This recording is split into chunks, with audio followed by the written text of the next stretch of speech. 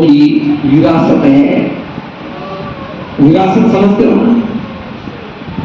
धरोहर है, हमारे पूर्वजों की पूंजी है ये, और हम उनकी आगे की पीढ़ी है। इसलिए इस जीवन की रक्षा करना, हमारे पूर्वजों की इस विरासत को फिर से स्थापित करना हमारा महान कर्तव्य है। बाबा साहब अम्बेडकर ने जो नागपुर वाला भाषण है, धम्म दीक्षा से जो भाषण दिया, उसकी पहली लाइन में लिखा है कि मैंने बौद्ध धर्म के को इसको स्थापित करने के लिए और इसके प्रचार करने के लिए जो ये महान कार्य है, मैंने ये कार्य अपने कंधे पर लिया है। इसलिए जिसके भी ये जीवन कंधे पे है, तो फिर समझो उसने अपने पूर्वजों की विरासत को स्वीकार किया और उसको फिर से एक बार स्थापित करने के लिए जिम्मेवारी ली है। इस महान कार्य को करने के लिए अपनी जिम्मेवारी ली है। ये कोई सामान्य नहीं है।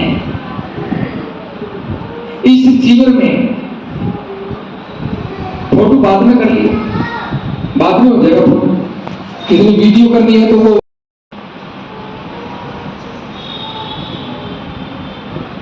तो ये जो जीवन है,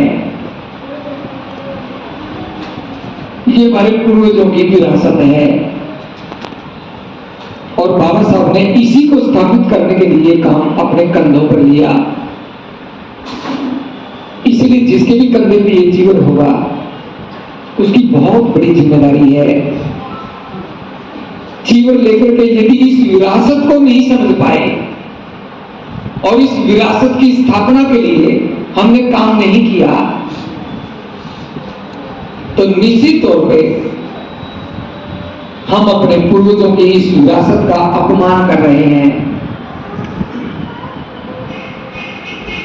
इसीलिए बाबा साहब अम्बेडकर ने जो धम्म की दीक्षा ली, तो ये बात कही है और 18 मार्च वाले भाषण में भी कही है कि जो भिक्षु हैं, उस प्रकार के योग्य भिक्षु नजर नहीं आ रहे, लिखा है अपने भाषण में। इसलिए भिक्षुओं की कमी है और उपासकों को ये कदम उठाना पड़ेगा। हम कोई कभी भिक्षुओं के ज्यादा संपर्क में नहीं रहे, न ही हमें भिक्षुओं के बारे में कोई ज्यादा ज्ञान था, उपासक ही थे। और जब बाबा साहब की ये बात समझ में आने लगी कि हमारे पूर्वजों की विरासत को हमने स्थापित करनी थी, तो तब हमने भिक्षु बनने का निर्णय लिया। कोई जोश में वैसे नहीं आ गए कि चलो भिक्षु ही बनना है, चलो तो भिक्षु बनेंगे। काम करने के लिए समाज में आए हैं। और जैसे जैसे बाबा साहब अम्बेडकर ने बुद्धांजलि धम्मा ग्रंथ में लिखा और अपने भाषणों में लिखा, वैसे वैसे हम काम कर रहे हैं। एक शब्द भी हमारा इधर उधर नहीं है। ज्ञान हो सकता है किसी के पास ज्यादा हो, बहुत सारा ज्ञान हो, किसी का संगठन भी हो सकता है बहुत बड़ा हो, लेकिन इस धम्म की स्थापना के लिए जो बाबा साहब ने लाइन दी है, बस हमारे तो वो समझ में आई और उसी पे हमारा ये काम है। इसलिए सरदेव मंदिर जी ने जीवन में ही ये प्रशिक्षण लगाने का निर्णय लिया। इस जीवन में बहुत ताकत है, बहुत ताकत है इस जीवन में। इस जीवन में हमारे पूर्वजों का त्याग, उनका मानव के प्रति समर्पण और विद्वता में पूरी दुनिया से ऊंचे स्थान पर पहुंचे, उनका प्रतीक है ये जीवन। श्रेष्ठता का प्रतीक है, हमारे पूर्वजों की श्रेष्ठता का प्रतीक है। इसलिए हमारे पूर्वजों ने नालंदा जैसी यूनिवर्सिटी बनाई और भी अनेक संस्थान इस प्रकार के खोले और उन संस्थानों में जीवन पहन करके लेक्चरर प्रोफेसर बने और पूरी दुनिया को ज्ञान दिया, पूरी दुनिया को ज्ञान बांटा। पूरी दुनिया के लोग यहां भारत में आकर के हमारे पूर्वजों से ज्ञान लेने के लिए आते थे। बस एक बार यदि हम ये कल्पना करें कि एक बार वो दौर फिर से आ जाए तो जीवन कैसा रहे।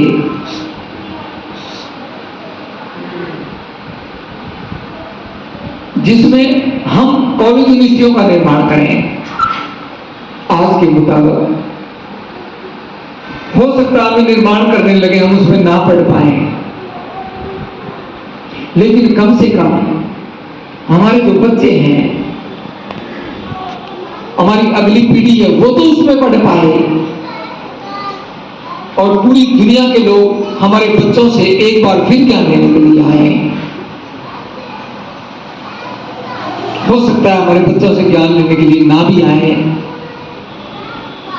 तो कम से कम हमारे बच्चों को तो दूसरे के दरवाजे नहीं खटखटाने पड़ेंगे।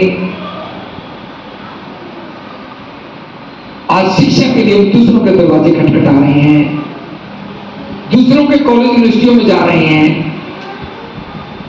फीस इतनी महंगी हो गई कि यूनिवर्सिटियों की तरफ देखना ही बड़ा मुश्किल हो गया है। शिक्षा पे अघोषित पाबंदी लगा दी गई है क्योंकि हमने इस दिशा में कोई काम नहीं किया। हम बाबा साहब के प्रयासों से, ध्यान से सुनना इसको, एमएलए एमपी बने, डीसी, एसपी, थानेदार, कलर, अकाउंटेंट, कोई एसडीओ, कोई जेई, कोई मास्टर, पता नहीं कितने लोग बने बाबा साहब के प्रयासों से। लेकिन जो काम बाबा साहब ने छोड़ा कि मेरे जीवन का जो महान लक्ष्य है, उसमें लिखा है बाबा साहब ने,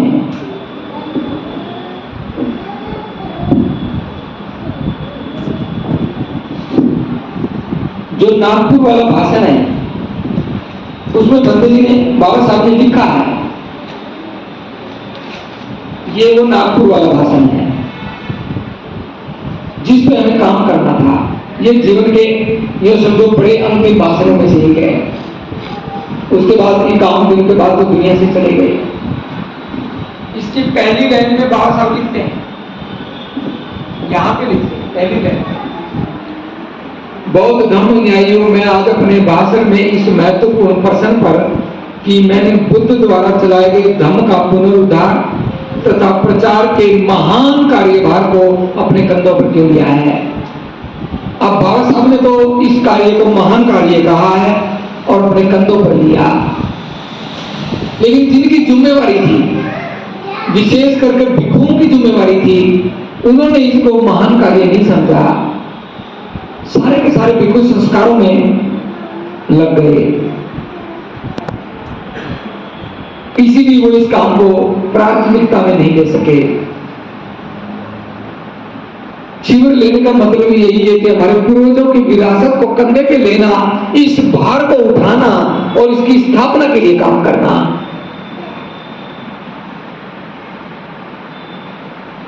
बाबा साहब के प्रयासों से इतने लोग एमएलए बने, एमपी बने, डॉक्टर बने, इंजीनियर बने और पीएन से लेकर के कितने बड़े बड़े पद उन्होंने हासिल किए, पैसा आया।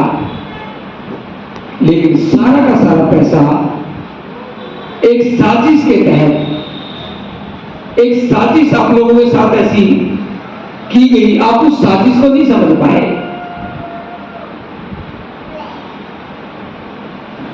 अबोध लोगों ने एक ऐसी व्यवस्था का निर्माण किया जिसमें आप चाह करके भी उससे बाहर नहीं निकल पाए, और जितना भी पैसा आपने कमाया, आप कुछ रिटायरमेंट उम्र के भी बैठे हैं, कुछ युवा भी बैठे हैं। अभी तक हमारी जो सोच है वो सोच वहां तक नहीं पहुंची कि धर्म की स्थापना की जा सके।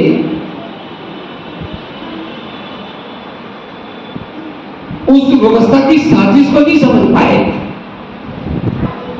पुजारी और व्यापारी की जो व्यवस्था है, उस व्यवस्था की साजिश को नहीं समझ पाए। और साजिश ऐसी रची कि आपकी मेहनत का 70% से भी ज्यादा रुपया विवाह के बहाने, बाहर के बहाने, जन्म पे चूचक के बहाने और दुनिया से चले जाने के बाद मृत्यु भोज के बहाने, अस्थियों को पानी में डालने के बहाने और त्योहार मनाने के बहाने सारा का सारा पैसा अपने पास ले गए। जिन लोगों से बाबा साहब ने पैसा छीना था कि इनके पास पैसा ना जाए, हमारे लोगों के पास भी पैसा आए, लेकिन हम उस साजिश को नहीं समझ पाए और उस साजिश का आज भी शिकार हैं। इसीलिए बाबा साहब अम्बेडकर ने इस भाषण में, इस एलिवेशन ऑफ कास्ट में, जाति का संपूर्ण विनाश में, जो ये लाहौर में 1936 में देना था, 35 में ये भाषण लिखा गया, इसके 58 नंबर पेज में लिखा है 20वें अध्याय में कि जब तक आप अपनी सामाजिक व्यवस्था नहीं बदलोगे तब तक कोई प्रगति नहीं होगी। ये जो प्रशिक्षण है, ये सामाजिक व्यवस्था को बदलने का बीजारोपण होगा। 31 अक्टूबर को बीजारोपण होगा, 9 दिन इस पर काम किया जाएगा ताकि आपको एक स्वस्थ और मजबूत व्यवस्था आपको मिले और आप पुजारी और व्यापारी की व्यवस्था से बाहर निकल करके और अपने पूर्वजों की 2500 साल पुरानी व्यवस्था में फिर से शामिल हो जाएं, उसमें प्रवेश करें ताकि आपके अपने पर्व हों, अपने उत्सव हों, अपने रीति रिवाज हों, अपने ही प्रतीक हों। फिर जो अबोध लोग हैं वो आपके ऊपर अत्याचार नहीं कर सकते, साजिश नहीं कर सकते। आज हम उन्हीं की व्यवस्था में बैठे हैं, इसलिए वो जैसा चाहे वैसा करेंगे। इसलिए यदि आपने बाबा साहब अम्बेडकर